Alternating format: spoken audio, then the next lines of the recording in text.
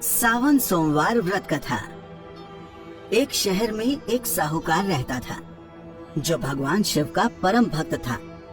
उसके घर में पैसों की कोई कमी नहीं थी, लेकिन उसकी कोई संतान नहीं थी, जिससे वो बहुत दुखी रहता था। पुत्र की कामना करते हुए वो हर सोमवार को भगवान शिव का व्रत करता था और शिव और पार्वती जी की पूरी भक्ति के साथ शिवालय में पूजा करता था। उसके इस भक्ति भाव को देखकर एक दिन माता पार्वती ने शिव जी से कहा कि प्रभु, ये साहूकार आपका अनन्य भक्त है। इसको किसी बात का कष्ट है तो आपको उसे अवश्य दूर करना चाहिए। शिव जी बोले कि हे पार्वती, इस साहूकार के पास पुत्र नहीं है, ये इसी कारण से दुखी रहता है। माता पार्वती ने कहा कि हे ईश्वर, कृपा करके इसे पुत्र का वरदान दे दीजिए। तब भोलेनाथ ने कहा कि हे पार्वती, साहूकार के भाग्य में पुत्र का योग नहीं है। ऐसे में अगर इसे पुत्र प्राप्ति का वरदान मिल भी गया तो वो केवल 12 वर्ष की आयु तक ही जीवित रहेगा। ये सुनने के बाद भी माता पार्वती ने कहा कि हे प्रभु, आपको इस साहूकार को पुत्र का वर देना ही होगा, अन्यथा भक्त क्यों आपकी सेवा पूजा करेंगे। माता के बार बार कहने से भोलेनाथ ने साहूकार को पुत्र का वरदान दिया, लेकिन ये भी कहा कि वो केवल 12 वर्ष तक ही जीवित रहेगा। साहूकार ये सारी बातें सुन रहा था, इसलिए उसे न तो खुशी हुई और न ही दुख। वो पहले की ही तरह भोलेनाथ की पूजा अर्चना करता रहा। उधर सेठानी गर्भवती हुई और 9वें महीने बाद उसे सुंदर से बालक की प्राप्ति हुई। परिवार में खूब हर्षोल्लास मनाया गया, लेकिन साहूकार पहले की तरह रहा और उसने बालक की 12 वर्ष की आयु का जिक्र किसी से भी नहीं किया। जब बालक की 11 वर्ष की आयु हो गई तो एक दिन साहूकार की सेठानी ने बालक के विवाह के लिए कहा, तो साहूकार ने कहा कि वो अभी बालक को पढ़ने के लिए काशी जी भेजेगा। इसके बाद उसने बालक के मामा जी को बुलाया और कहा कि इसे काशी पढ़ने के लिए ले जाओ और रास्ते में जिस भी स्थान पर रुकना वहाँ यज्ञ करते और ब्राह्मणों को भोजन कराते हुए आगे बढ़ना। वो भी इसी तरह करते हुए जा रहे थे कि रास्ते में एक राजकुमारी का विवाह था।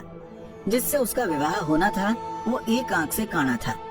तो उसके पिता ने जब अति सुंदर साहूकार के बेटे को देखा तो उनके मन में आया कि क्यों न इसे ही घोड़ी पर बैठाकर शादी के सारे कार्य संपन्न करा लिए जाएं। तो उन्होंने मामा से बात की और कहा कि इसके बदले में वो अथाह धन देंगे, तो वो भी राजी हो गए। इसके बाद साहूकार का बेटा विवाह की बेदी पर बैठा और जब विवाह कार्य संपन्न हो गए तो जाने से पहले उसने राजकुमारी की चुनरी के पल्ले पर लिखा कि तेरा विवाह तो मेरे साथ हुआ, लेकिन जिस राजकुमार के साथ भेजेंगे वो एक आंख से काना है। इसके बाद वो अपने मामा के साथ काशी के लिए चला गया। उधर जब राजकुमारी ने अपनी चुनरी पर ये लिखा हुआ पाया तो उसने राजकुमार के साथ जाने से मना कर दिया। तो राजा ने भी अपनी पुत्री को बारात के साथ विदा नहीं किया। बारात वापस लौट गई। उधर मामा और भांजे काशी जी पहुँच गए थे। एक दिन जब मामा ने यज्ञ रचा रखा था और भांजा बहुत देर तक बाहर नहीं आया तो मामा ने अंदर जाकर देखा तो भांजे के प्राण निकल चुके थे। वो बहुत परेशान हुए, लेकिन सोचा कि अभी रोना पीटना मचाया तो ब्राह्मण चले जाएंगे और यज्ञ का कार्य अधूरा रह जाएगा। जब यज्ञ संपन्न हुआ तो मामा ने रोना पीटना शुरू किया। उसी समय शिव पार्वती उधर से जा रहे थे। तो माता पार्वती ने शिव जी से पूछा, हे प्रभु, ये कौन रो रहा है। तभी उन्हें पता चलता है कि ये तो भोलेनाथ के आशीर्वाद से जन्मा साहूकार का पुत्र है। तब माता पार्वती कहती हैं कि हे स्वामी, इसे जीवित कर दें, अन्यथा रोते रोते इसके माता पिता के प्राण निकल जाएंगे। तब भोलेनाथ ने कहा कि हे पार्वती, इसकी आयु इतनी ही थी सो वो भोग चुका है। लेकिन माँ के बार बार आग्रह करने पर भोलेनाथ ने उसे जीवित कर दिया। लड़का ओम नमः शिवाय करते हुए जी उठा और मामा भांजे दोनों ने ईश्वर को धन्यवाद दिया और अपनी नगरी की ओर लौटे। रास्ते में वही नगर पड़ा और राजकुमारी ने उन्हें पहचान लिया। तब राजा ने राजकुमारी को साहूकार के बेटे के साथ बहुत सारे धन धान्य के साथ विदा किया। उधर साहूकार और उसकी पत्नी छत पर बैठे थे।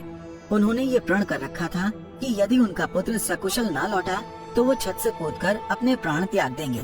तभी लड़के के मामा ने आकर साहूकार के बेटे और बहू के आने का समाचार सुनाया, लेकिन वो नहीं माने। तो मामा ने शपथ पूर्वक कहा।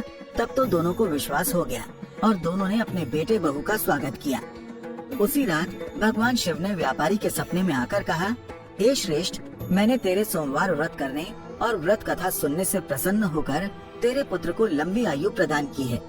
ऐसा सुनकर व्यापारी काफी प्रसन्न हुआ। इसी प्रकार जो भी व्यक्ति इस कथा को पढ़ेगा या सुनेगा, उसके समस्त दुख दूर हो जाएंगे।